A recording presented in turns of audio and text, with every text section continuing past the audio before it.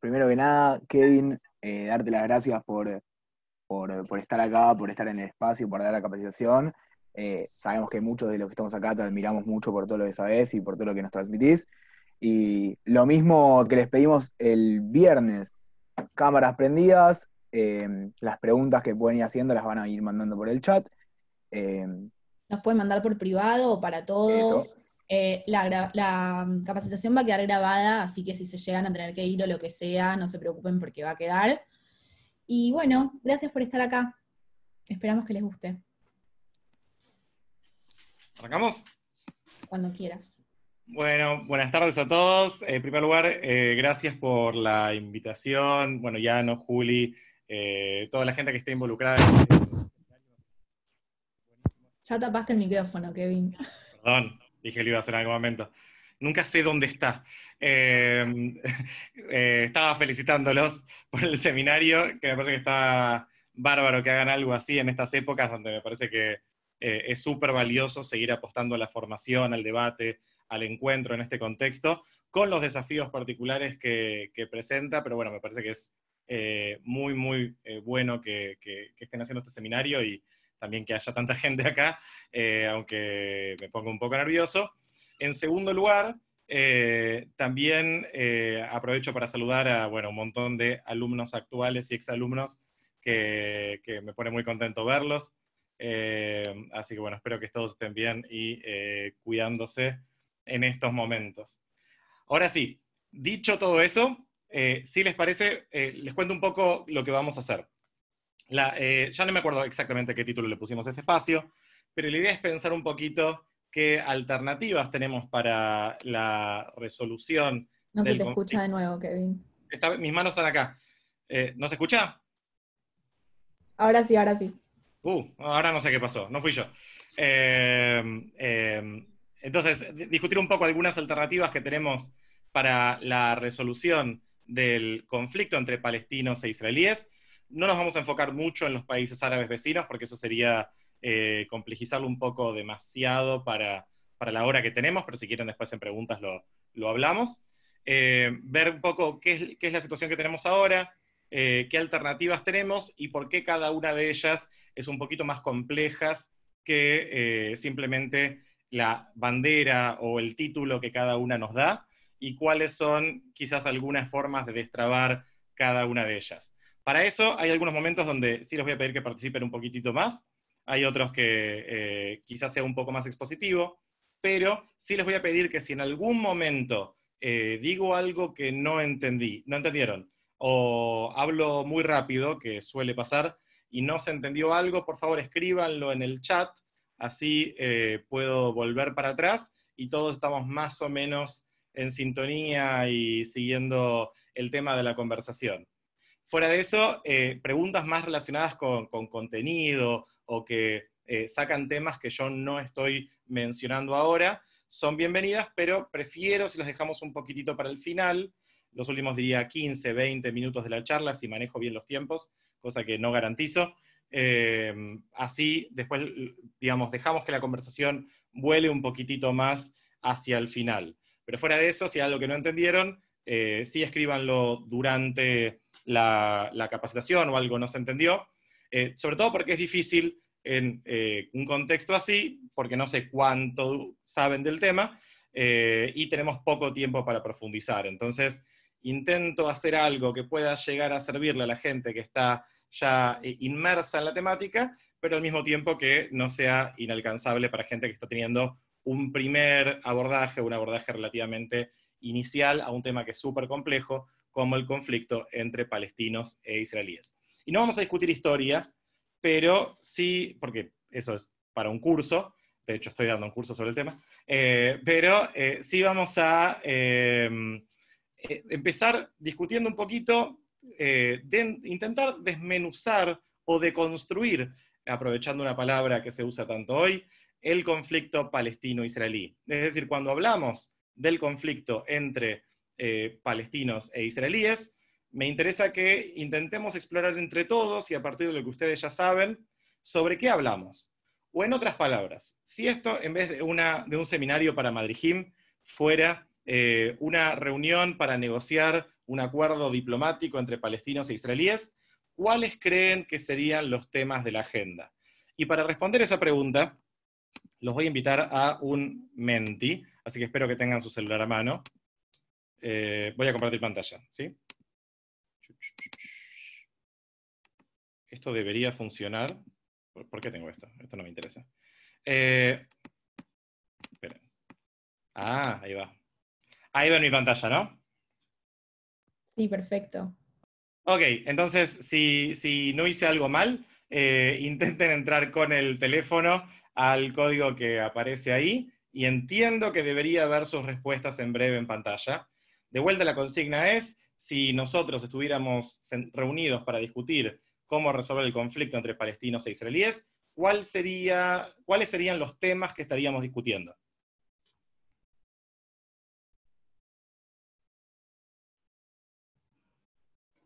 Ahí va, eso significa que funciona. Genial.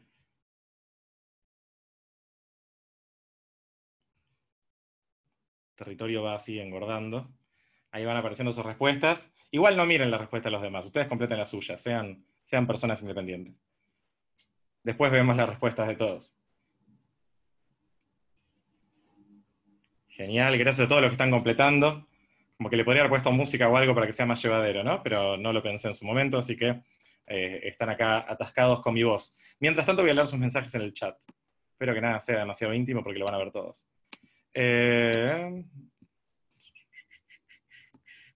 Gracias, mi tocayo Kevin Lopatka. Hola, Tati Elstein. Hola, Sol.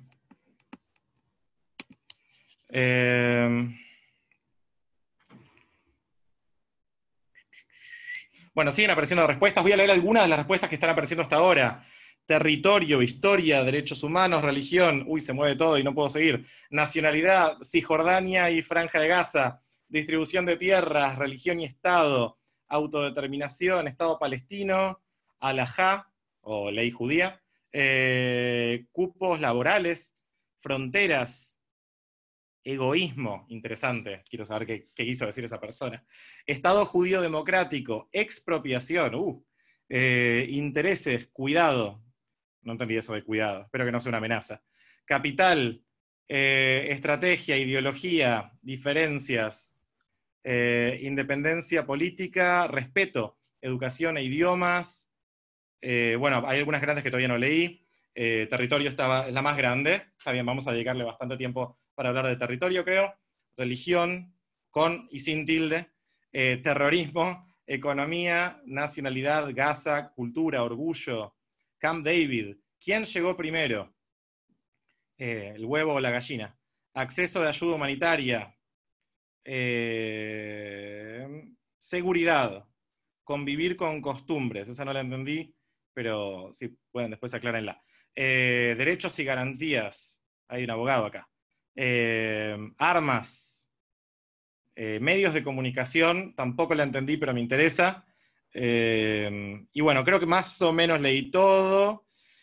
Ejército, armas. Ok, excelentes ideas. Creo que todo esto lo vamos a poder, de alguna forma, la mayoría de los casos, poder comprimir en grupos más reducidos que engloban estas categorías.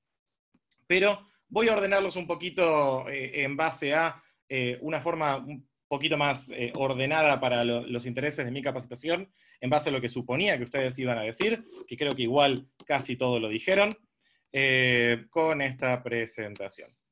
De paso voy a poner para compartir sonido, porque en algún momento vamos a ver videos. Bien, entonces, acá tenemos las fronteras del Estado de Israel y las fronteras de los territorios en disputa a partir de la guerra de 1967. Para el que no sabe, en 1967 se produjo la Guerra de los 6 días, un enfrentamiento bastante importante en la historia del conflicto, y a partir de ese momento, Israel, que tenía en ese momento lo que acá figura como celeste. Kevin, perdón, no Sí. se está viendo la presentación. Por lo menos venías muy embalado y la gente te ponía en el chat. Gracias, Nico Winter. Esperen un segundo. No puedo compartir toda la pantalla, pero ahora creo que debería poder. ¿Ahí se ve? Perfecto. Ahí está, Kevin, ahí está bien. Muchísimas gracias, Nico, y disculpen. Entonces, a partir de junio de 1967, Israel, que controlaba lo que acá parece como celeste clarito, casi blanco, pasó a controlar un territorio más extenso que incluye los territorios que aparecen acá en más azul. Esos territorios son los Altos del Golán, que Israel le sacó a Siria, y algunos argumentan que también a Líbano, aunque es un tema de debate. La Franja de Gaza, que estaba bajo el control de Egipto desde 1948. Cisjordania, también llamada Judea y Samaria, que había sido anexado por Jordania después de la guerra de 1948, incluyendo de forma importante la zona oriental, la zona este de la ciudad de Jerusalén, que había quedado dividida, y la península del Sinaí, que Israel igual devolvió. Todos estos territorios tuvieron un derrotero histórico diferente. Israel todavía controla, anexó los Altos del Golán y Jerusalén Oriental, y controla en diferentes categorías aproximadamente un 60% de este territorio que aparece acá, espero que puedan ver mi cursor, que es Cisjordania, o muchos lo llaman Judea y Samaria. Judea y Samaria es el nombre bíblico de la zona. Yo personalmente prefiero llamarlo Cisjordania porque me parece un término más neutro y además un término geográfico. Así que es, la geografía no discrimina. Cisjordania significa literalmente de este lado del río Jordán. Así que cuando digo Cisjordania no estoy diciendo a quién le pertenece, a quién no le pertenece, no me estoy metiendo en ese debate. Lo mismo también con respecto a cómo llamar a estos territorios. Los voy a llamar en esta capacitación territorios en disputa. Algunos lo llamarán territorios ocupados, otros lo llamarán territorios liberados, recuperados, etc. Lo voy a llamar territorios en disputa porque a fin de cuentas no es el tema de la capacitación en este momento. Si quieren después lo hablamos en las preguntas, pero no viene el caso ahora ya. Ahora, si les decía entonces algunos de los temas que se discutirían, bueno, el principal sería si se va a crear un Estado palestino, ¿sí? Si se va a crear, cómo va a ser ese Estado palestino, qué fronteras va a tener, si va a tener un ejército, qué capacidades va a tener ese Estado, y muy puntualmente dónde va a estar ese Estado, y cuáles van a ser las fronteras que separan ese Estado de lo que no es ese Estado, o sea, el Estado de Israel, y posiblemente países vecinos que puedan compartir la frontera con ese Estado palestino. ¿Qué va a pasar con la ciudad de Jerusalén? Es un tema que aparece como tema en el debate. Esto de que dice se ve el Menti es viejo, ¿no? Ustedes ven la presentación ahora. Sí, Okay. Es viejo, ahora se ve. Buenísimo, gracias. ¿Qué va a pasar con la ciudad de Jerusalén? Que como sabemos tiene importancia histórica religiosa, tanto para judíos, como para musulmanes, como para cristianos, que hay una minoría cristiana en la sociedad palestina, pero es una ciudad de importancia histórica religiosa. ¿Qué va a pasar con los Altos del Golán? Que desde 1981 Israel considera parte de su territorio, es decir, legalmente anexó ese territorio, lo declaró parte soberana del Estado de Israel, pero parte de la comunidad internacional sigue sosteniendo que es territorio sirio, algunos libanés, y, en fin de cuentas, territorios en disputa. Esto, si recuerdan, en el 2019 un poco se modificó porque Estados Unidos reconoció la soberanía israelí sobre los Altos del Golán. De todas formas, hay más de 190 países en el mundo, pero Estados Unidos, como sabemos, es un país importante en ese sentido. El derecho de retorno.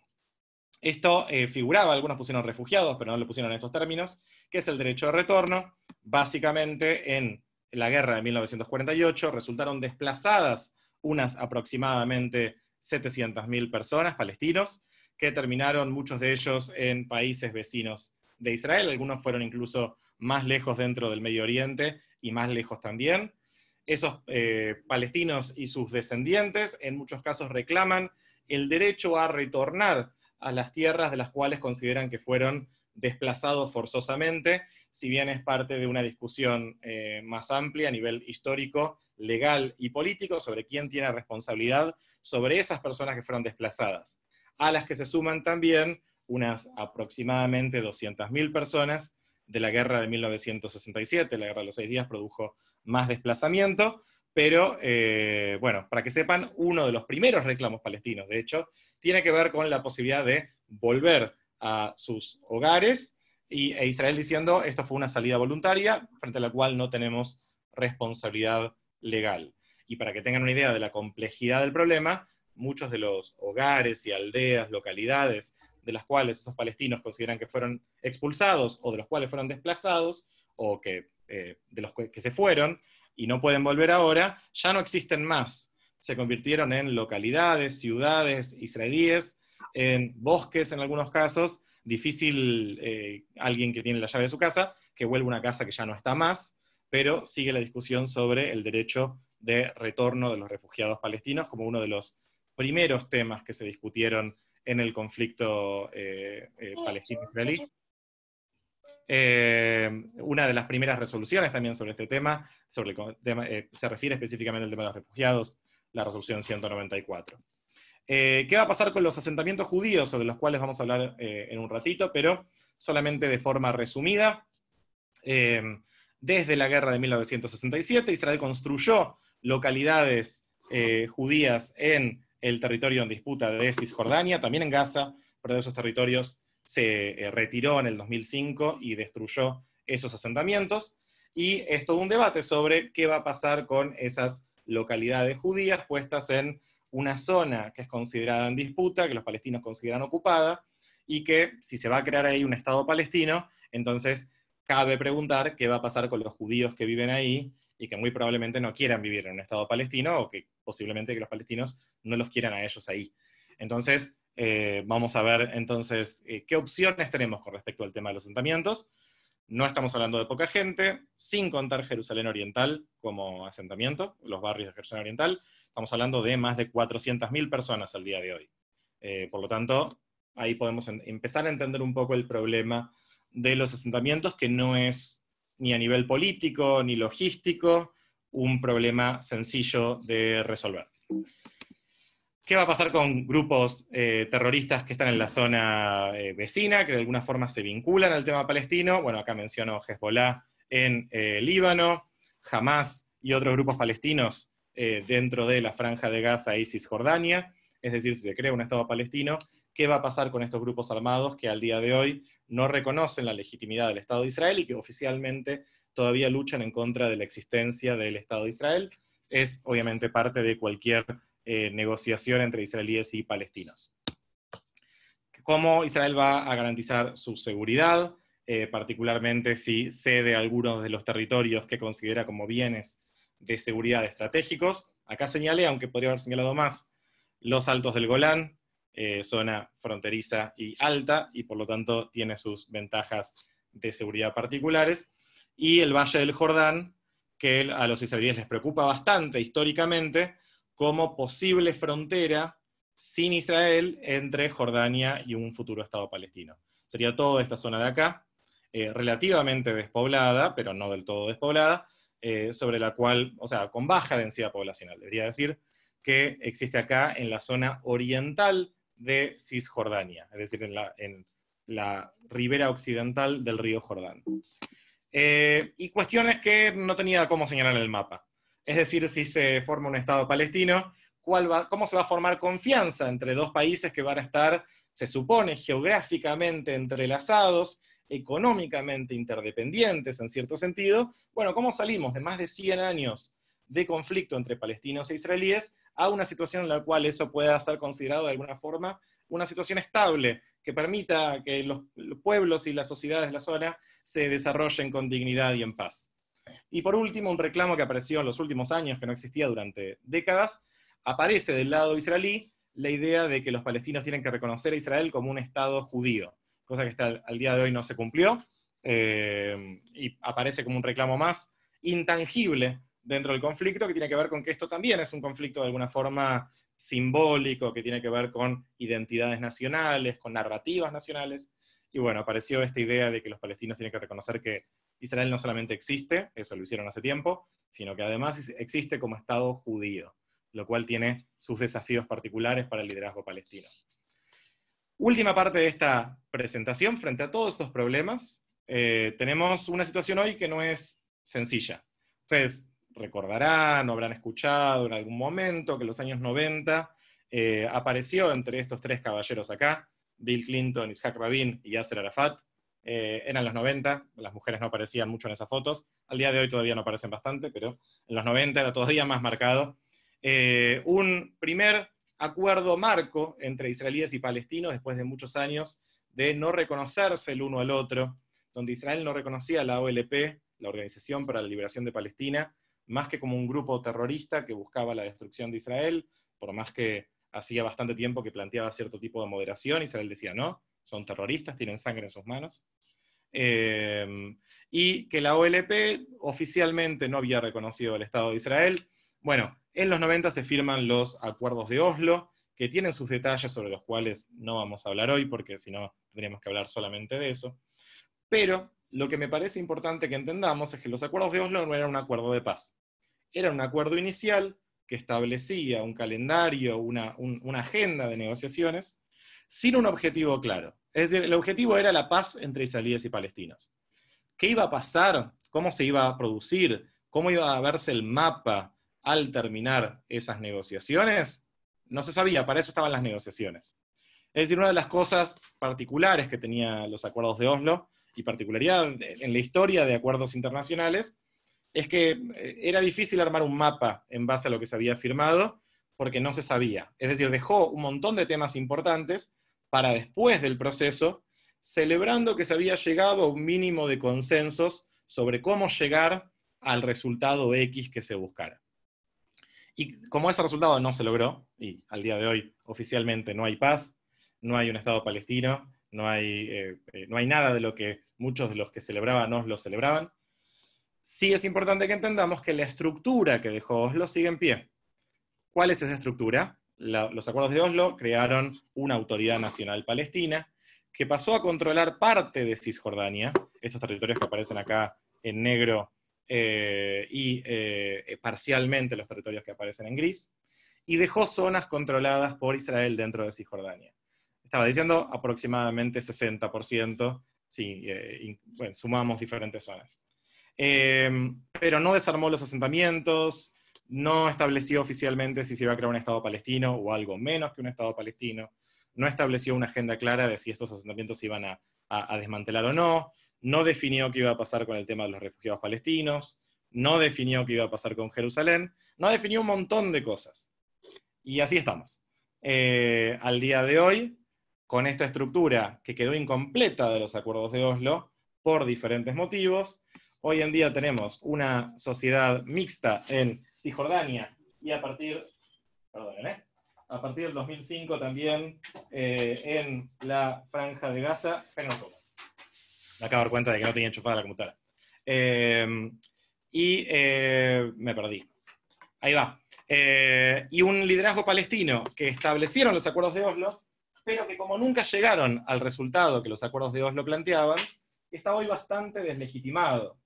Y al día de hoy, la confianza que hay en un proceso de acercamiento entre israelíes y palestinos es bastante más baja de lo que era en los años 90 y hasta los años 2000, cuando estalló la segunda intifada, que fue todo un capítulo de mucha violencia en el conflicto entre palestinos e israelíes, y se llevó con esa violencia mucha de la confianza que tenían ambos lados en la idea de un acuerdo político. Un segundo. Ahí va. Entonces hoy puse a este señor, Mahmoud Abbas, también llamado Abu Mazen, un liderazgo palestino bastante deslegitimado, bastante criticado, sin mucha autoridad a los ojos de su propia sociedad y poco democrático. O sea, no democrático.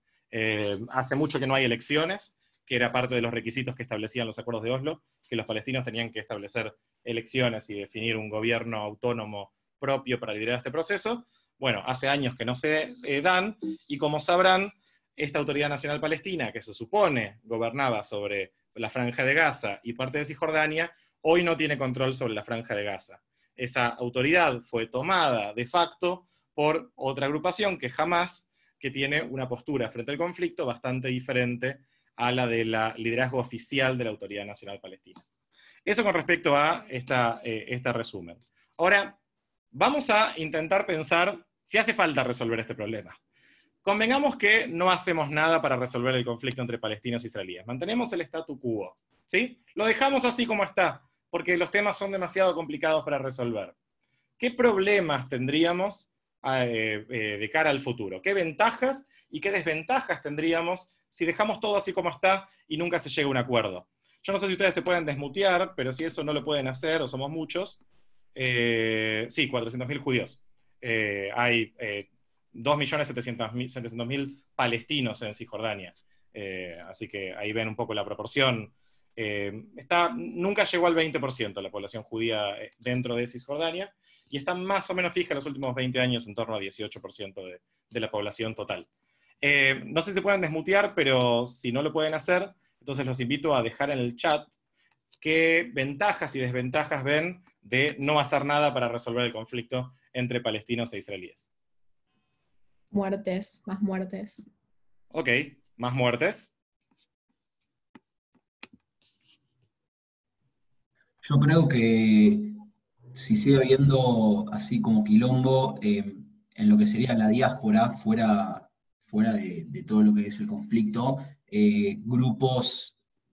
diferentes grupos toman este conflicto para difamar al Estado de Israel y sigue siendo peor. Como si no hay resolución, es peor para la imagen, digamos, de Israel. Y vos lo ves puntualmente en cómo afecta a las comunidades judías fuera de Israel. Y a Israel mismo también. Ambas cosas, sí. Ok, gracias, Dante. Como Yo creo ventaja, que, creo. Dale, Wilkie. dale, gracias. Yo creo que Israel como ventaja, tipo, como una ventaja militar, mientras Palestina no tenga, o los palestinos no tengan un propio Estado, Israel va a tener siempre la ventaja militar y en cuanto a seguridad. Ok, Parece a acá mí. Julián trae una ventaja, que es que Israel hoy en día controla, ustedes miran el mapa, el único territorio que tiene acá continuidad territorial dentro de Cisjordania es el controlado por Israel, es decir, Israel puede controlar relativamente qué entra y qué sale, o tiene la superioridad militar como para controlar cualquier tipo de amenaza. Por el Acá chat Julián también trae... por el chat ponen más terrorismo y guerras. Ventajas ponen evitar una división muy marcada en la sociedad israelí, como en la desocupación de la Franja de Gaza. Ujú. Temas jurisdiccionales en relación a Palestina, que en algunos organismos está reconocida y en otros casos no. Y a los límites de Israel, con lo que implican las diferentes zonas de frontera difusa. Tercera intifada, apoyo de Estados Unidos. Apoyo de Estados Unidos, Sabrina, vos decís que si se resuelve el conflicto, ¿se retira el apoyo? Para mí sí. Ok, interesante. Bueno, parte de ese apoyo se da en ayuda económica para gastos militares. Si uno podría pensar que hay gastos militares, pero yo no creo que igual resolviendo el conflicto con los palestinos se resuelvan todos los problemas de seguridad de Israel, pero me parece un punto de vista interesante. Desventaja, los dos gastan muchos recursos económicos en la guerra, dice Mora. Bueno, gracias a todos los que respondieron. Voy a poner un poco algunas respuestas que tenía preparadas. ¿Alguien habló? ¿Nico era? Sí, yo, tipo, te complica más si querés establecer relaciones con otros países árabes. Ok, Como ahora. interesante.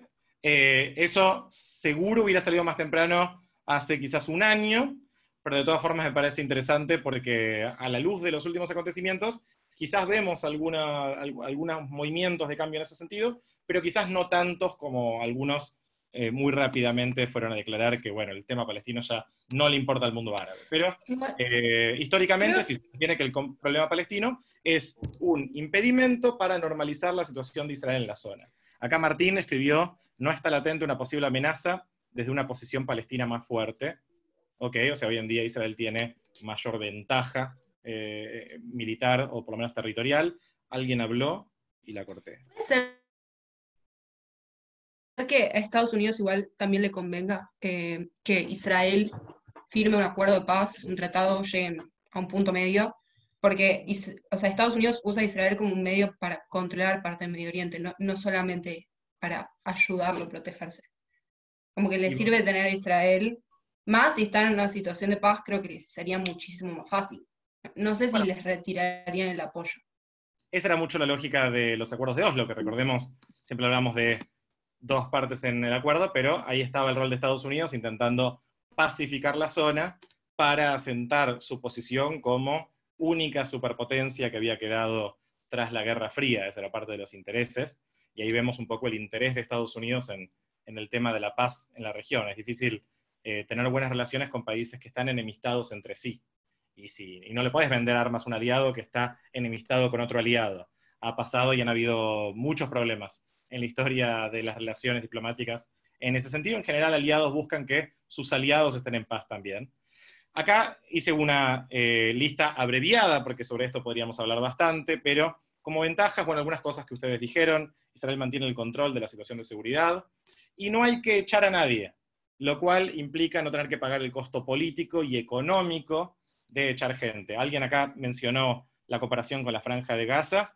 La situación en la Franja de Gaza, cuando Israel decidió evacuar, fue tensa, pero tenemos que tener en cuenta dos cosas. Una es que había no más que 8.000 colonos en la Franja de Gaza, así que ahí vemos que esta es una población que es hasta 50 veces más grande, 49, y por otro lado, que la Franja de Gaza no tenía la importancia histórica, religiosa para muchas de esas personas, que sí tienen algunos asentamientos ubicados en Cisjordania, pensando por ejemplo en la ciudad de Betel, en Ofra, bueno, Hebrón y Kiryat Arba, lugares que tienen importancia histórica para el pueblo judío, cuando la Franja de Gaza históricamente es bastante menos relevante. De hecho, si leemos el Tanaj, muchas veces figura como una zona filistea, ni siquiera judía, la Franja de Gaza, como también otras ciudades en el sur de Israel, como Ashkelon. Bueno, hablaron también de desventajas. Nadie habló sobre el tema demográfico, así que el día de mañana, y ya estamos bastante cerca del equilibrio demográfico, es difícil que Israel se siga estableciendo como un Estado judío y democrático cuando tiene una buena parte de la población en el territorio que a fin de cuentas controla, sin derechos políticos. Y si les da esos derechos políticos, el derecho a votar, por ejemplo, entonces se vería amenazado el Estado, la identidad de Israel como un Estado judío. El tema de la crítica internacional, la protesta, la resistencia palestina, alguien dijo tercera intifada. Siempre la gente anuncia tercera intifada, ya vi 4 terceras intifadas. Cuando hay lío, la gente dice tercera intifada. Campaña de boicot y sanciones que existe hasta el día de hoy. Israel es un Estado con fronteras sin definir, lo cual es una anomalía política histórica. Los gastos militares y de defensa que ustedes mencionaron, altísimos. En Israel se podrían usar para otra cosa. Relación con otros conflictos en el Medio Oriente, países como Irán usan el tema palestino para asentarse en la zona políticamente, y la posibilidad de poner en peligro este vínculo con Estados Unidos si el día de mañana la postura del gobierno cambiara. Pero vamos a pensar alternativas, chicos, porque de eso se trata esto. ¿Qué pasa si Israel decide declarar que todo el territorio del mar Mediterráneo, el río Jordán, es parte del Estado de Israel? ¿Qué ventajas y desventajas ven? Hagamos la misma modalidad. El que quiere puede abrir el micrófono, el que no quiere puede mandar por el chat. Dos opciones: o deja de ser un Estado judío o deja de ser un Estado democrático. Ok, dependiendo de qué decida hacer Israel frente a esa anexión, si darle derechos políticos a los palestinos o no. ¿Esa cita no? Sí, claro. Ok, gracias, doctor. La mayoría judía, se perdería la mayoría judía, y dependiendo qué derechos civiles se otorga a estos eventuales ciudadanos. Ok, tenemos ahí una situación posiblemente existencial para el Estado de Israel, que hasta el día de hoy se define como Estado judío democrático. Podría tener que elegir entre una de esas dos opciones, porque es difícil sostener un Estado como democrático cuando se le negaría derechos políticos a casi 3 millones de personas o más, si la Franja de Gaza está involucrada, que viven dentro de ese Estado. Eso es parte del motivo por el cual Cisjordania no fue anexado, como sí lo fue los Altos del Golán, o como sí lo fue Jerusalén Oriental. Tenemos ahí una población enorme, que en su mayoría no quiere ser parte de Israel hoy en día. ¿Qué más? Veo algunos mensajes en el chat. O sea, no solo aumentaría la violencia a escala social, en mi opinión, sino también habría problemas entre los mismos partidos políticos, cómo regir. Tipo, ya ahora Israel en algún punto está como medio problematizado con eso, con el tema de las elecciones. Agregar más partidos políticos sería más quilombo. Ok, y agrego a eso, difícil pensar la convivencia entre estos dos grupos de población después de tanto tiempo de conflicto. Yo creo que habría un quiebre muy fuerte con los países árabes que ahora sí tienen paz con Israel si hubiese una anexión de todo lo que es Cisjordania. Ok, bien, muy bien, esto es interesante. De hecho, Emiratos Árabes Unidos, que anunció este proceso de normalización de sus relaciones con Israel, dijo que una de las condiciones que puso fue que se cancelaba la anexión de parte de Cisjordania, que se hablaba en Israel. Anexar de vuelta es declarar que esto es territorio soberano de Israel. Netanyahu dijo que en realidad no estaba cancelada, que estaba temporalmente suspendida. Según algunos trascendidos, dicen que esta suspensión podría llegar hasta el año 2024. Pero lo cierto es que por escrito no hay nada. Pero sí siento un precedente, ¿no? Que es difícil que estos países que quieren normalizar sus vínculos con Israel lo hagan si hay un proceso de anexión unilateral en paralelo. Gracias, Andrés. Alguien puso mucho terrorismo al interior del país. Ok, tenemos un problema de seguridad que cambia si esto se anexa. Jerusalén como única capital, porque eso es un problema, Nicodam. Implicancias económicas, interesante, ¿sí? No se podría regir por la halajá. Hoy en día Israel no se rige por la halajá oficialmente, salvo en temas de estatus personal, temas como matrimonios, divorcios, entierros, etc. En ese caso vemos influencia de la halajá, pero fuera de eso, que yo sepa, las mujeres adúlteras todavía no las apedrean en Israel, por suerte, y hay un parlamento que discute en términos civiles. Hay influencia de la halajá en algunos temas, pero Israel sigue teniendo leyes civiles. Fomenta a quienes niegan el Estado de Israel, en el caso de que haya una anexión sin ciudadanía, ¿no, Caro?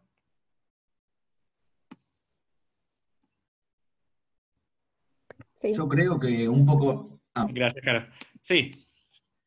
Yo creo que un poco lo vimos cuando, esto que decían recién, de cuando Netanyahu quiso anexar el 6, 7, no sé cuánto % de Cisjordania, que todo el mundo le saltó a la yugular diciendo, no, ¿cómo vas a hacer esto? Estás loco, no sé qué. Y eso, imagínate, si anexa todo Cisjordania, es como el triple de peor, me parece. Incluyendo algunos países aliados. Y peor aún, porque en la propuesta de anexión de Cisjordania a Netanyahu había todavía cierta ambigüedad sobre qué iba a pasar con las personas que vivían en ese territorio. Además, en esa propuesta se hablaba de anexar los territorios menos poblados de Cisjordania. Ni hablar si se anexan los territorios más poblados de Cisjordania, donde hay ciudades y hay sobre todo una identidad palestina distinta. Quiero mostrarles un video que a mí me parece simpático. Ahí va. ¿Ven, no, el video? Perfecto. Buenísimo. 2 cineastas israelíes tienen una serie de videos donde van a la calle y le preguntan a la gente, les dan como una peula a la gente. Y acá fueron a un lugar que se llama Taibe, una ciudad árabe israelí, para preguntarles cómo se imaginaban este Estado binacional árabe-judío. Es decir, ¿qué pasaba si Israel decidía darle ciudadanía a todas estas personas? Y ante estos 2 escenarios que planteaba Eitan recién, bueno, les da la ciudadanía, e Israel se convierte en un Estado árabe-judío. نحن الدولة اليهودية العربية المشتركة قامت علينا أمريكا باعتداء آثم ونحن نريد أن نحاربها بكل الوسائل ونرجو من جميع المواطنين أن يتوحدوا بهذه اللحظة الحاسمة وشكرا. בשנת 2020 לערך יהיה רוב ערבי בשטח של ארץ ישראל. ¿Qué no se ve? Está congelada la imagen. Pará. Deja de compartir y volver a compartir. Kevin, compartir optimizado para video. Ok, disculpen. Me siento un anciano. Ahí va. Ahí se ve bien? נראה כי תיווצר מדינה דו-לאומית. החלטנו להתכונן מראש. בשנת 2020 לערך Nosotros estamos en el 2020. ¿Vieron? Es como cuando una película nombra Argentina. Ahí va.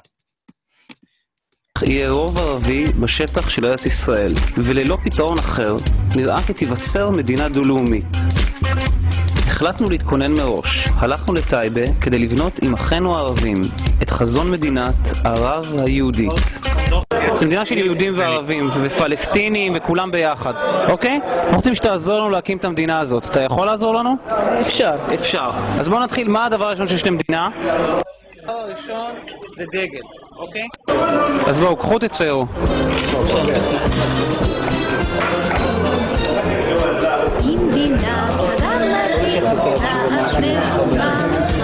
הצבא לבוש מדים יוצא למלחמה. אז אנחנו צריכים אויב משותף. אז מי אתם רוצים שיהיה האויב החדש שלנו? אני לא רוצה שיהיה אויבים. אבל אין, בשביל מדינה צריך אויבים, כדי שיהיה לנו מישהו שנשנא כולנו ביחד. בטח שישראלים ופלסטינים אחרי כל כך הרבה זמן שאנחנו נלחמים, אנחנו צריכים אויב, אנחנו לא יכולים פתאום להיות בלי אויבים. חייב שיהיה אויב, חייב. ארצות הברית. ארצות הברית? טוב, ירגו אותנו. לא. ערבים ויהודים ביחד חזקים. ארצות הברית. מי אתה רוצה? איראן. איראן? ומי אתה רוצה? ארצות הברית. ארצות הברית, אוקיי, אז ארצות הברית, איראן.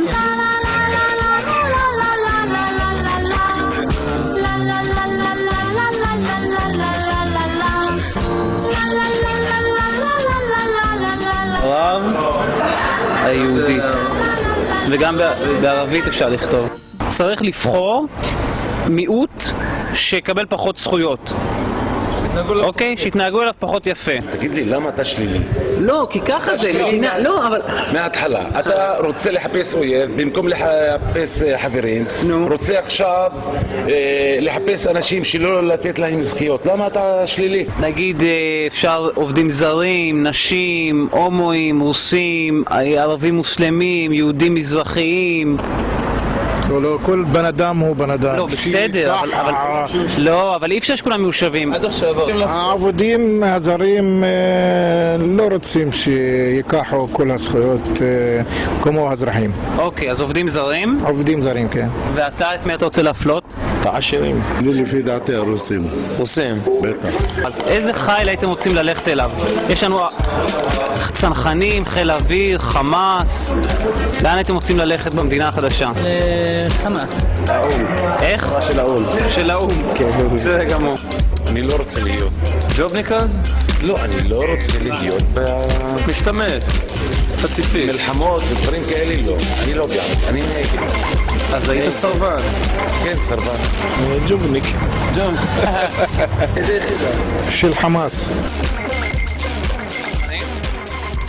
ולסיום, הכרזת מלחמה של הרמטכ"ל הערבי הראשון.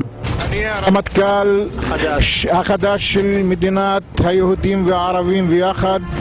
אנחנו יוצאים למלחמה נגד אמריקה ונגד העשירים בעולם.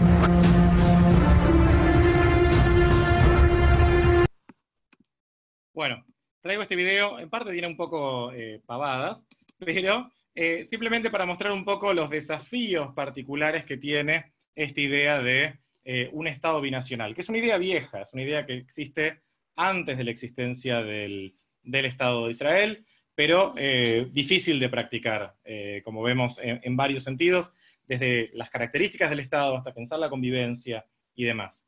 Ahí ven la presentación, ¿no? Buenísimo. Después paso el video, sí, después escríbanme, varios de ustedes tienen mi mail, se los paso, y tengo un montón de videos más de esta gente, les traduje todos los videos porque me parecían un excelente recurso para pensar sociedad israelí.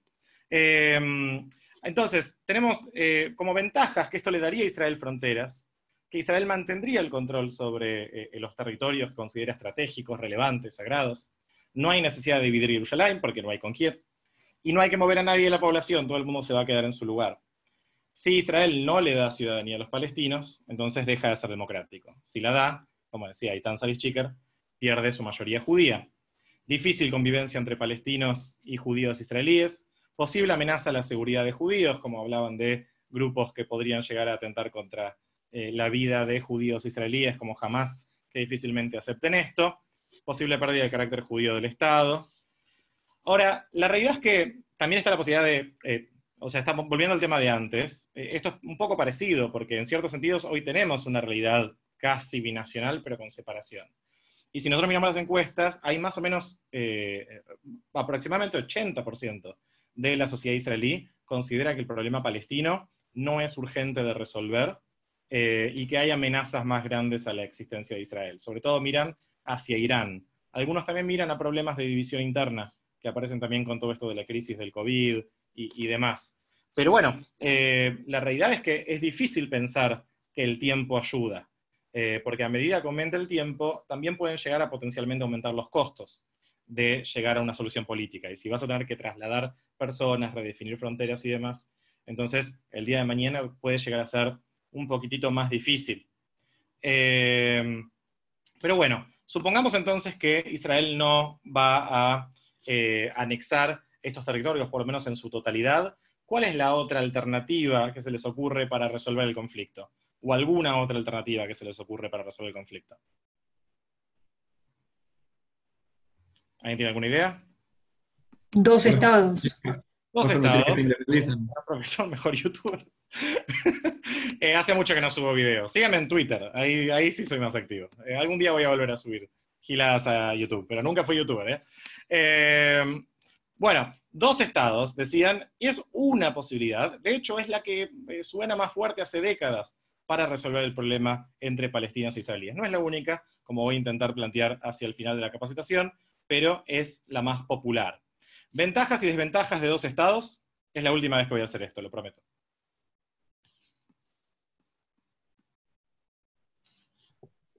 Ventaja para mí pone el conflicto en un plano de negociación y de resolución formal, y no como está hoy, donde es un Estado contra un no Estado. Okay. Al menos desde el reconocimiento. Convierte este conflicto en un conflicto clásico, un conflicto entre dos estados. Con suerte igual no va a haber conflicto al momento de crear un Estado, pero lo trae un poco al tema más de lo que el mundo conoce históricamente. Ok, muy bien. ¿Qué más? Mejor definición de las fronteras. Una definición de las fronteras, para empezar, sí. Sol dice, por algo no se concretó a pesar de su popularidad. Bien. Se pierden territorios y recursos. Fronteras marcadas, dice Ari Levi. Hola Ari. Fabiana dice la división de Jerusalén. Ok, la división de Jerusalén no viene necesariamente con la idea de dos estados, pero puede llegar a venir con la idea de dos estados. Negociación obligatoria que puede generar pérdidas territoriales. Sí, diría que si hay negociación va a haber pérdidas territoriales, pero ese conflicto clásico puede ser más grave debido a la historia que ya hay, dice Mika Isaac, es verdad. Ariel dice, sería un gran problema poder establecer las fronteras, estoy de acuerdo. Y Fede TV les dice, perder todo el control sobre un territorio que puede generar muchísimos conflictos armados para Israel. Juana Pereira dice, refugiados. ¿Refugiados nuevos? No sé, ¿eh? Si no, o sea, gente que vive, no sé, en lo que hoy es en día, lo que hoy en día es Cisjordania, gente que vive ahí, si se crea un nuevo estado tendría que volver a Israel, y gente de Israel árabe que quiere ir a Cisjordania, o sea, tendría que haber como ese movimiento de gente. Claro, serían desplazados, no serían refugiados porque su estado no los abandonaría en este sentido, no perderían la ciudadanía. Desplazado. Pero, sí, ok, muy bien. Bueno, muchas de las cosas que ustedes dijeron, no voy a profundizar sobre esto porque estamos súper mal de tiempo, pero en ventajas muchas de las cosas que ustedes plantearon. Metí acá también una frase del tío de Spider-Man, en el sentido de que si hay un Estado palestino, entonces se puede tener otro tipo de pretensiones sobre la autoridad que tiene ese Estado palestino con respecto a su población. Es decir, hoy en día uno de los argumentos de la Autoridad Nacional Palestina es que no puede controlar efectivamente a estos grupos, claramente no jamás en la Franja de Gaza. Bueno, un Estado se supone que tiene la violencia legítima sobre la violencia dentro de su territorio, entonces otro tipo de responsabilidades. Pero después, fuera de eso, cosas que ya dijeron, fronteras, se puede aliviar la presión internacional contra Israel, de la cual hablábamos antes, posibilidad de mayores acuerdos de paz de países que plantean que hasta que no se resuelva el problema palestino, no van a hacer la paz con Israel, no van a normalizar, que los hay, no es que todo es Bahrein y Emiratos Árabes. Y como desventajas, bueno, las cosas que ustedes plantearon, las dificultades en definir ese Estado, en términos de fronteras, confianza, qué pasa con Gaza y Cisjordania, que están separados territorialmente, qué va a pasar con los colonos, como decía Juana, qué va a pasar con Jerusalén, como decía Fabiana, y qué va a pasar con el tema de los refugiados palestinos, que el tema de los refugiados no resuelve necesariamente. Decía entonces que podíamos resolver los problemas, resumir los problemas a resolver en 4, que son principalmente fronteras, seguridad, Jerusalén y refugiados. Esta no es una división mía, sino que es una división tradicional de las negociaciones. Y la realidad es que hay algunas cosas que es importante tener en cuenta. Voy a saltearlas algunas porque no tenemos todo el tiempo, pero una es que el intercambio territorial no es necesariamente, es decir, la retirada de Israel de los territorios no se da necesariamente de acuerdo a las fronteras del 67. Desde el año 2000 hasta ahora, se entiende que las fronteras del 67 no van a ser necesariamente las fronteras que tendría un hipotético futuro Estado palestino. Y esto lo vemos también en las propuestas que se plantearon en la cumbre de Anápolis a fines del año 2007 entre israelíes y palestinos, donde los dos hicieron una propuesta de retirada, que no se planteaba si Israel se iba a retirar, la pregunta era de dónde Israel se iba a retirar y cuánto. ¿Y qué iba a pasar con eso? La propuesta de Israel para compensar de alguna forma ese territorio que no se devolvería a los palestinos o no se cedería a los palestinos de 1967 es intercambio territorial. Yo te saco un poco de acá, pero te devuelvo un poco de acá. Esa idea de intercambio territorial no necesariamente es 1 a 1, es decir, no es que por cada kilómetro cuadrado yo te voy a dar 1 kilómetro cuadrado, puede ser que lo sea, los palestinos lo vienen reclamando, pero otra cosa que los palestinos sostienen que es importante es que tiene que ser tierra de calidad equivalente. Es decir, si te saqué tierra apta para agricultura, te tengo que dar tierra apta para agricultura. Si me quedo con tierra apta para una zona industrial, te tengo que dar una tierra apta para zona industrial. Entonces está esta noción de intercambio territorial que hace que las fronteras en realidad sean bastante más maleables de lo que mucha gente piensa, porque no implica volver necesariamente al pasado, sino negociar un escenario a futuro. De hecho, acá este es uno de los mapas que circulan, este está hecho por el Instituto Washington para Política de Medio Oriente, y esta es una propuesta que armaron, según la cual, tiene un par de años, pero no creo que los porcentajes cambien mucho, dicen que quedándose simplemente con esto que aparece acá en violeta, ¿sí? Y dándole a los palestinos esto que aparece en rojo o naranja, no estoy seguro, entonces Israel y los palestinos podrían acordar una división territorial donde 80% de los judíos que viven en Cisjordania no se tienen que mover. ¿Y por qué es posible eso? Porque el grueso de esos judíos que viven en el territorio en disputa vive cerca de la frontera. Entonces, todavía no está cerrada la ventana para la solución de 2 estados, como mucha gente dice cada vez que Israel aprueba la construcción de más asentamientos y demás. Todavía el grueso de los judíos que viven en Cisjordania viven en zonas que podrían anexarse a la frontera y que se podría ceder a los palestinos un territorio de calidad similar, sobre todo en la zona, este mapa claramente no está a escala, porque la Franja de Gaza es mucho más chiquita que Cisjordania, pero sobre todo territorio alrededor de la Franja de Gaza y parte del territorio alrededor de Cisjordania. Esto acá al noreste de Cisjordania, por ejemplo, tiene una calidad muy buena, dicen, no sé nada de agricultura. Pero bueno, sí. El tema ahí no sería la continuidad territorial. O sea, un poco ¿La continuidad territorial de qué?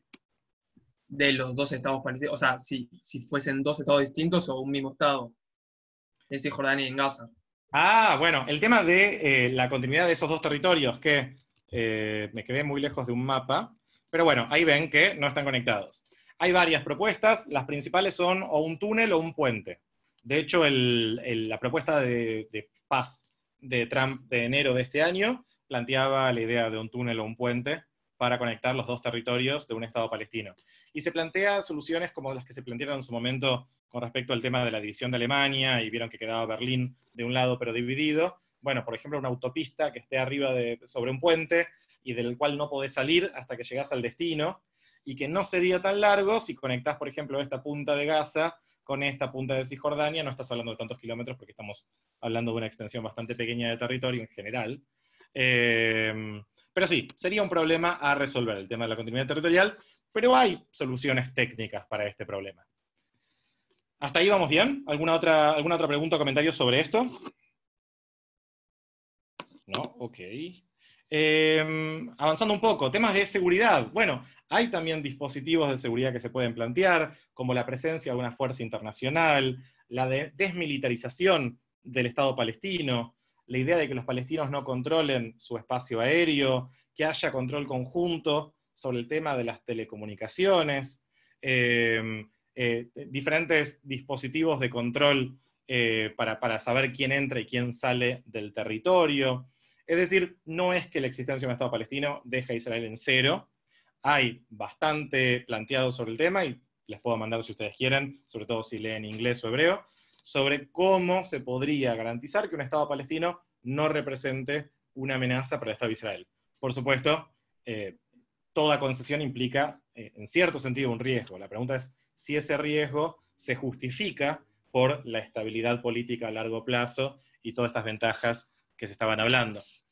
Después el tema de refugiados es complicado. Si hablábamos al principio de 700.000 personas, más o menos, a las que después se les agregan unas 200.000, hoy en día, si contamos a sus descendientes, se habla de más de 5 millones de personas que descienden de personas que se consideran refugiados palestinos. Sobre esto, hay diferentes alternativas para pensar cómo se trabaja. Una es, acá tienen un mapa que plantea cómo están distribuidos a lo largo del Medio Oriente. Hay otras comunidades palestinas, por ejemplo en Europa, en Estados Unidos, en los países del Golfo. Una posibilidad es darles la ciudadanía y ver qué pasa, ver quién vuelve.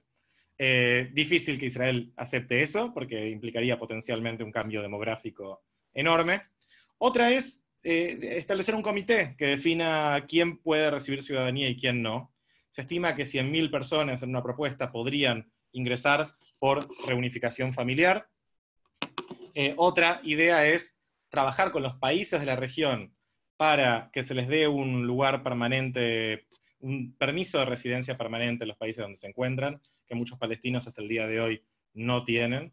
Y otra propuesta es reemplazar el derecho de retorno por una compensación económica que de alguna forma también represente un reconocimiento simbólico, como un pedido de disculpas de parte de Israel, de que, bueno, esto fue una tragedia humanitaria, hoy en día no se puede resolver en términos de repatriación, entonces se puede resolver en términos de una disculpa y una compensación económica. Eso es una posibilidad que se plantea.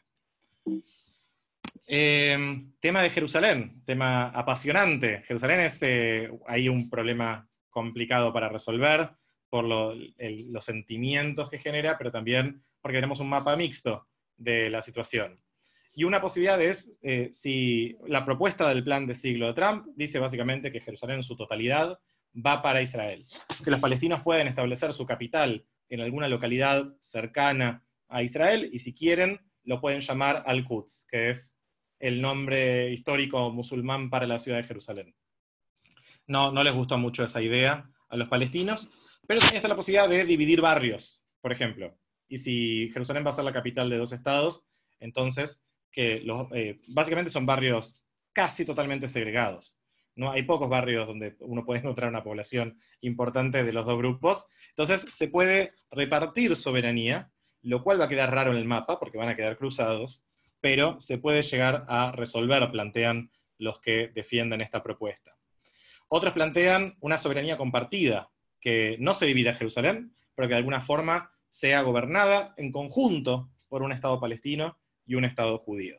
Y otros plantean la vuelta a una idea vieja, que es la idea de una ciudad controlada internacionalmente. Son propuestas un poco creativas, y uno podría decir complicadas, pero es un conflicto complicado, que requiere soluciones complicadas. Voy a saltear pero básicamente para que sepa, hay una iniciativa de paz árabe desde el 2002, que planteaba, debería decir, la idea de que una resolución al problema palestino implicaba también la normalización de las relaciones de Israel con todos los países árabes. Bueno, obviamente esto cambió mucho el último mes, donde hay países que oficialmente abandonaron esta política, pero del año 2002 hasta ahora esta era la postura oficial de la Liga Árabe y había sido apoyada por los palestinos, pero rechazada por Israel. Sobre esto me voy a saltear. Llegamos a este año, y la propuesta del siglo, como se planteaba en el gobierno de Trump, era que se iba a crear un Estado palestino con soberanía limitada, y que Israel iba a dar territorios en una base no proporcional. Es decir, iba a ceder territorios, pero no en la base de 1 kilómetro por 1 kilómetro cuadrado. Los palestinos iban a tener un Estado desmilitarizado, con soberanía limitada, con fronteras casi exclusivamente con Israel, salvo esta pequeña extensión de tierra de frontera con Egipto, que iban a permitir los asentamientos en su territorio, renunciar a Jerusalén, renunciar al derecho de retorno, salvo que sea al propio Estado palestino, y a cambio iban a recibir un plan de inversiones calculado en unos 50.000 millones de dólares. Esta propuesta fue vista por la enorme mayoría de la gente como muy pro-israelí, aparte no había sido hecha con la consulta de los palestinos, y obviamente los palestinos la rechazaron, pero para que sepan que incluso esta propuesta plantea la idea de un Estado palestino. El tema es, el diablo está en los detalles, como dicen los estadounidenses, la forma de construcción, las características de ese Estado, fueron consideradas inaceptables por la enorme mayoría de los palestinos. Y si se fijan, hoy ya no se habla de esta propuesta. Parece que fue hace 1000 años, porque pasaron 1000 cosas. Pero bueno, esta propuesta fue, ya, ni Estados Unidos plantea esto, porque en el medio lo dejaron por otras cosas. El conflicto con Irán, estos acuerdos de normalización bilaterales, y esta idea parece que quedó vieja y hay menos urgencia de parte de Estados Unidos de resolver el conflicto entre israelíes y palestinos, siempre y cuando se pueda avanzar en otros frentes. Pero, vuelvo a decir, en mi opinión y en la de otros, el tiempo no ayuda para la resolución de este conflicto. Y hay otras propuestas que voy a mencionar muy por encima porque quiero pasar a sus preguntas. Una es la propuesta de una confederación jordana, es decir, darles Cisjordania y la Franja de Gaza al Reino de Jordania como para que sean estados dentro de un país similar a Estados Unidos, con autonomía en cada territorio, pero que todo funcione como un solo país. Esto representa unos importantes problemas, sobre todo porque los palestinos no van a querer ser parte de Jordania, y porque Jordania no es una democracia, y la mayoría de los palestinos no tienen ningún tipo de vínculo positivo con el Reino de Jordania, que tiene una relación conflictiva históricamente con los palestinos. Hay una idea también de soberanías yuxtapuestas, es decir, intentar pensar una existencia de dos estados sin fronteras, sin división territorial. Sé que suena hippie, yo creo que lo es, pero bueno, existe como posibilidad la idea de quienes dicen que quizás hay alguna forma de resolverlo sin establecer nuevas fronteras y sin desplazar personas, pero creando un Estado palestino que tenga su autoridad sobre su población, pero que no haya división territorial. Pero bueno, estas son como ideas alternativas que todavía no tienen tracción. Sí quiero decir, antes de pasar a sus preguntas, que la opción de dos estados sigue siendo la opción más popular en ambos lados del conflicto. Por ahora. Pero el grado de confianza que se tiene en ambos lados por esa solución viene decreciendo. Ahora, si esa solución cae, entonces ahí va a haber un enorme debate. Si se opta por una solución de un Estado democrático, antidemocrático, o si se va a pensar algún tipo de solución creativa de difícil implementación. Lo que está claro es que, como decía antes, es un conflicto complejo que va a requerir soluciones creativas. Tenía un par de cosas más, pero prefiero ir a sus preguntas y comentarios, y de última, si hay tiempo, hacia el final, entiendo que tenemos hasta el cuarto, les comentaré algunas cosas más o les muestro una cosa más, pero antes Tenemos quiero... hasta y media, así que si querés... ok. Bueno, si les parece, vamos a sus preguntas y después veo cómo hacemos con el tiempo hacia el final, ¿sí? A mí me llegó una al principio, que decía cómo resumir y a la vez explicar o qué fuentes pasar a personas que se aferran al discurso de que Israel es expropiación y opresión al pueblo palestino. Qué difísil. Lo principal es que me parece que la gente no quiere leer mucho. Y es un problema que es fácilmente encasillable en fórmulas básicas que no hacen mucha justicia a la verdad. Yo creo que un buen libro para los que están realmente interesados en el tema es Cicatrices de guerra, heridas de paz, de Shlomo Ben-Ami, uno de los arquitectos de los acuerdos de Oslo y de la Conferencia de Madrid. Es un historiador y diplomático israelí nacido en Marruecos. Y eso para el que quiere realmente profundizar.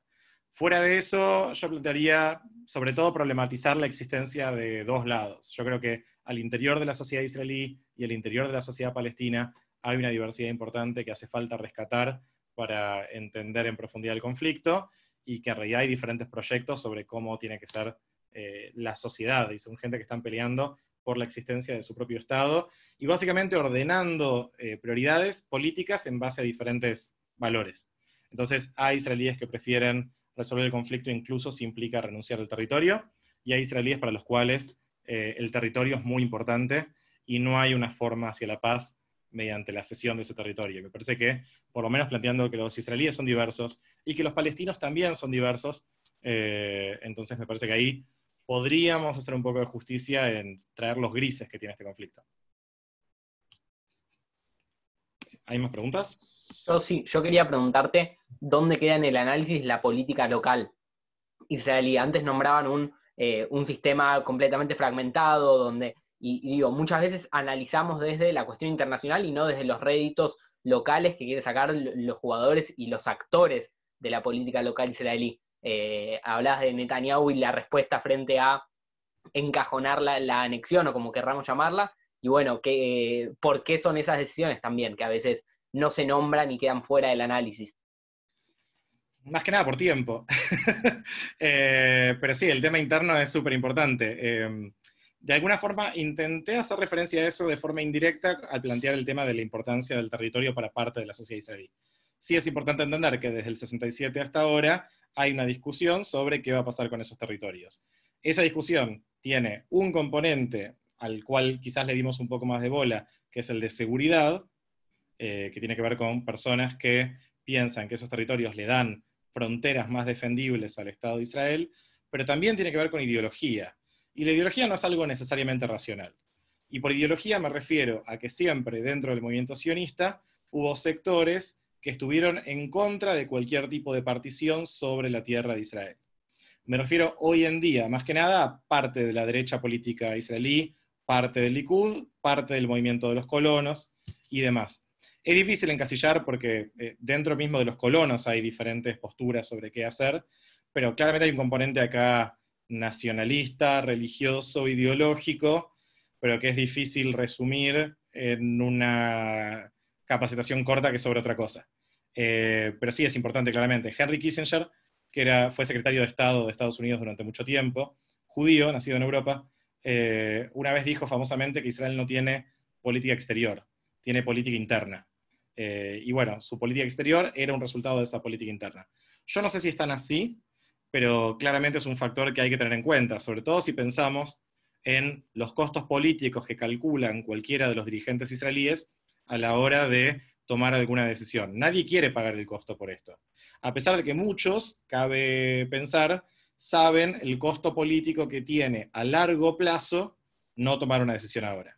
Pero bueno, es la política democrática. Hay cosas que se sabe que se tienen que hacer, pero nadie quiere ser el que lo hace, porque después sufrís en las urnas. Entonces, estoy de acuerdo, hay que tenerlo en cuenta. Simplemente no tenemos todo el día. Kevin, hay unas preguntas en el chat, si querés léelas. Dale. ¿Cuál es la propuesta de solución para el Golán? Bueno, en los años 90 hubo un proceso de negociación bastante avanzado con respecto al frente con Siria, y esto es algo que también me parece interesante para problematizar, el tema de la anexión. En los años 90 el Golán ya estaba anexado, y sin embargo, el gobierno israelí estaba dispuesto a cederlo a cambio de la paz con Siria. Es decir, tenemos que pensar que la anexión no está necesariamente escrita en piedra. Simplemente porque declarás que algo es tuyo, no significa, por lo menos de acuerdo a la historia israelí, que no estés dispuesto a cederlo el día de mañana, en base a algo más importante. Básicamente se cedía la mayoría, no terminó resolviéndose por, más que nada, la discusión sobre los recursos acuáticos. Hay agua en el Golán, el río Jordán, que es importante para Israel porque todo el mundo necesita agua, viene del norte. Entonces Israel necesitaba ciertas garantías y control sobre parte de los recursos de agua, y no hubo acuerdo con respecto a eso y cayeron las negociaciones. Hoy en día es difícil porque, bueno, pasó en Siria lo que pasó como consecuencia de la primavera árabe, así quedó totalmente paralizado el tema de la paz con Siria, sumado a que, ahora que está básicamente terminado ese conflicto, o está a punto de, la influencia de Irán sobre Siria es muy importante. Israel claramente no va a negociar con un país que considera un satélite iraní, ni va a confiar en esas negociaciones. Así que hoy por hoy diría que en Israel ni siquiera se discute ceder el Golán el día de mañana. Se supone que si va a haber la paz con Siria en algún momento, probablemente no sea a expensas del Golán, sino a cambio quizás de otra concesión o a cambio de nada. Pero una vez que haya cambios políticos ahí. ¿Bajo qué término está considerada Gaza hoy en día? ¿Bajo qué término está considerada Gaza hoy en día? Ah, ya entendí. Depende de a quién le preguntemos. Hay gente que sostiene que Gaza sigue ocupada porque Israel controla las fronteras y controla el espacio marítimo. Es decir, que hay controles, por ejemplo, hay limitaciones a cuánto los pescadores de Gaza pueden irse pasando la costa y demás, y por eso consideran que es parte de territorio ocupado, sumado a que también Egipto bloquea la frontera hacia el sur de la Franja de Gaza, pero bueno, depende mucho a quién se le pregunte. De todas formas, nominalmente es parte del territorio controlado por la Autoridad Nacional Palestina. En la práctica, la Autoridad Nacional Palestina no controla la Franja de Gaza desde el año 2007. Y Mati Chama pregunta, ¿cómo crees que puede afectar la asunción de Biden como presidente de Estados Unidos con respecto al conflicto palestino-israelí, teniendo en cuenta la posición que tomó él y Obama hace unos años? Me cansé de leerla. Resumidamente, si quieren les mando un artículo. Pero ya no estoy compartiendo pantalla, ¿no? No. Resumidamente, Biden no es anti-israelí. Es un político que tiene una sólida historia de apoyo a Israel. Simplemente, bajo la administración Obama, hubo algunas discusiones sobre cómo tenía que ser trabajado el tema iraní. Ahí les mandé un artículo de Ynet en español donde me preguntan a mí. Así que ahí me explayé más de lo que me voy a explayar ahora con ustedes. O sea, puede llegar a haber tensiones en la relación entre Estados Unidos e Israel que hoy en día no se producen, pero no se va a producir un quiebre.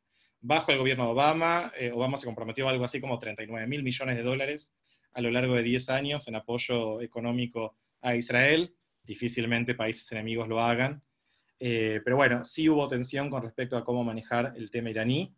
Y es probable que Biden represente una vuelta a esa política de Obama de intentar resolver el problema iraní mediante negociaciones multilaterales que excluyan a Israel. Y eso puede llegar a, de vuelta, tensiones pero sin quiebre. Dentro del Partido Demócrata hay posturas que son más críticas a Israel, por ejemplo la de Bernie Sanders o Alexandria Ocasio-Cortez, para el que sigue la política de Estados Unidos, que lo recomiendo, es apasionante, pero no le fue muy bien en las primarias del partido y la evidencia es que la fórmula es Biden-Harris. Y lo que planteaban tampoco era romper las relaciones ni que Israel es un estado genocida, lo que decían era que se iba a condicionar la ayuda económica en que Israel no siga construyendo asentamientos y no anexe. Biden dijo que no iba a condicionar la ayuda económica a Israel en base a eso, así que tampoco esperaría enormes cambios.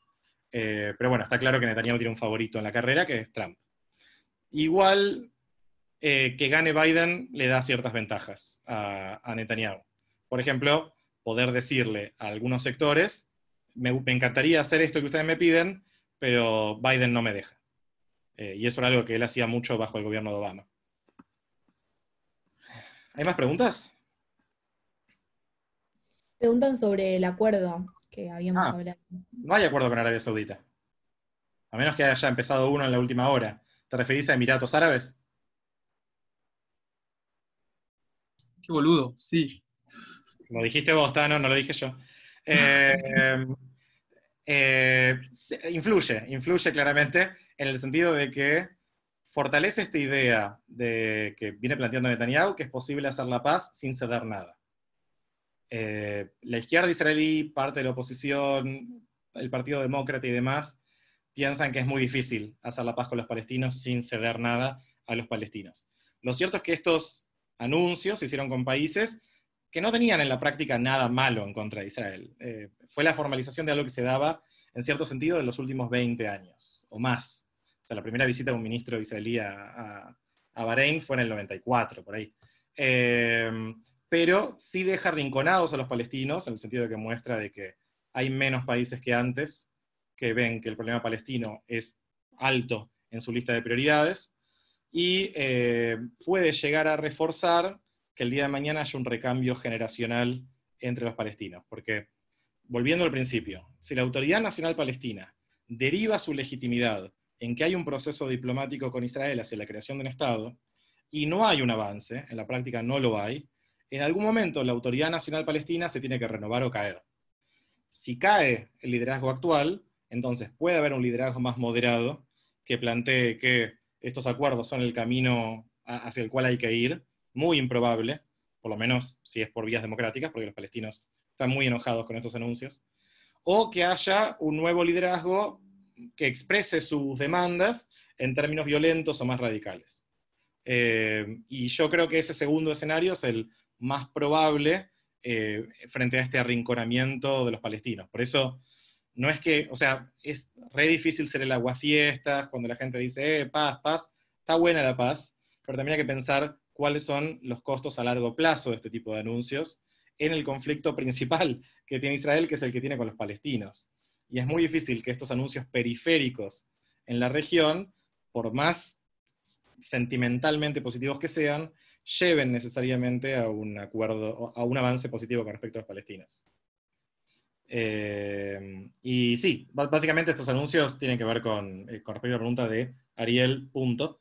Sí, tiene que ver con prepararse a una escalada de ese conflicto, o esta guerra fría de alguna forma, entre Irán por un lado, y países como Arabia Saudita, Bahrein, Emiratos Árabes, por el otro, que hasta ahora se vienen produciendo mediante satélites en la región, como Siria, como Yemen, como Irak, en parte en Líbano, pero algún día puede llegar a subir. De hecho, una de las primeras demandas de Emiratos Árabes con este anuncio fue, ok, ahora que tenemos este anuncio, denme esos F-35, esos aviones elaborados por Israel y Estados Unidos. O sea, está claro que quieren armarse y prepararse para un enfrentamiento superior.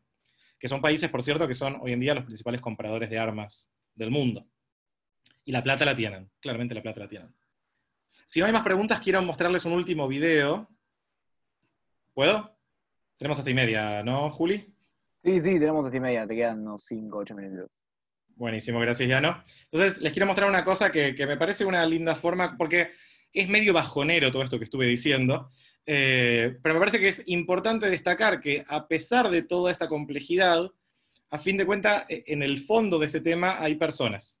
Y las personas son personas en todos lados, y más allá de la política, las personas queremos lo mismo en todos lados.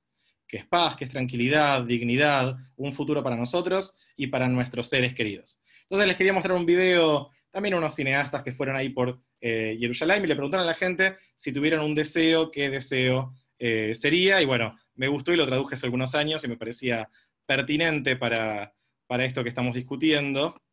Esperen un segundo. Ahí va. ¿Se ve? ¿Se ve? No se ve. Espera un segundo. Sharing is paused. Bring your shared window to the front. Está en el front. ¿Por qué? ¿Por qué? Ah, creo que es por algo que hice con Zoom. Esperen un segundo. Ahí va. Vamos a ver si esto funciona. Ahora se ve, ¿no? Sí. Genial.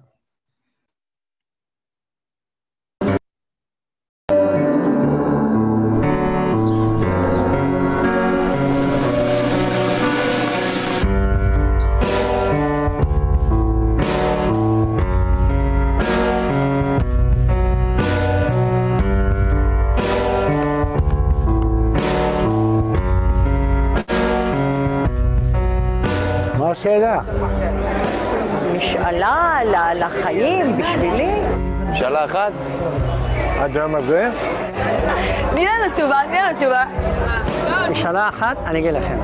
أنا أتمنى السلام لكل العالم مسلمين عرب يهود لكل العالم. וואו. למצוא אהבה. ילדים. שיצאו לתמונות יפות. Scusi, no understand.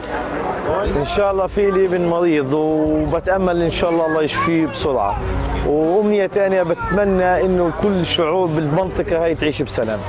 لا بدنا سلطه ولا يهود، ترجع الاردن احسن لنا. שנזכה בלוטו. I wish that the whole world would realize who they really are. Yeah, I think that's what my one wish would be. إني آخذ الشخص اللي بحبه اللي أنا بدي إياه. ושהיום הזה ייגמר בביטחון ובשמחה לכל עם ישראל ולכל העולם. שנהיה אור לגויים. לא יודע מה, הרבה כסף, לא יודע. כל שטויות, בריאות. בן אדם לא בריא, יהיה לו גם הר של כסף, זה לא יעזור שום דבר. בריאות, אני עושה בריאות, זה מה שאני מבקש. לראות את אבא שלי עוד פעם אחת. אני מפלגה ואתיופיה. שיהיה בריאות ונחת ושלא יהיו יותר טילים בישראל. السلام. حرية القدس البلدة القديمة ترجع للفلسطينيين. إني أسافر حول العالم عشان أعرف الناس على فلسطين وإيش هي فلسطين. ما أشوفش ولا مسلم بنقتل. واو اتكلتطي ماماش שכל עם ישראל יחזור בתשובה. זה היא אמרה לא כל עם ישראל שיהיה מאושר, שיהיה שמח תמיד, שיהיה שלום במדינה שלנו סוף סוף. הלוואי, זה משאלה, הלוואי שזה יתקיים בדור שלנו. אני לא מאמינה, אבל זה המשאלה.